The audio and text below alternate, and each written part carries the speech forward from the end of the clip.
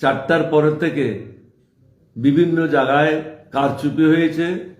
বিশেষ করে 3টে জায়গায়, হাসিমপুর তরুণ সংঘ স্কুল, হাসিমপুর বড়পাড়া সরকারি primary school, Dohazari Abdur Rahman high স্কুলে 4:30টার পরে অপরিচিত কয়েক শত লোক প্রবেশ করে তারা জোরপূর্বক, হয়তো ওখানে যারা প্রিসাইডিং পুলিং ছিল তাদের সাথে পূর্ব পরিকল্পিত ছিল এভাবে কাজ করার জন্য, তারা অনেকগুলি ব্যালট পেপার সেখানে ঢুকিয়ে দিয়েছে।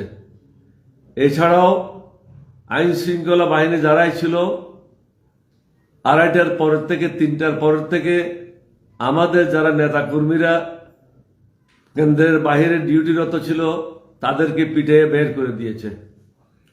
প্রশাসনকে বারবার বলা সত্ত্বেও আমাদের যারা কাজ করছিল তাদের উপরে মারপিটাই করেছে।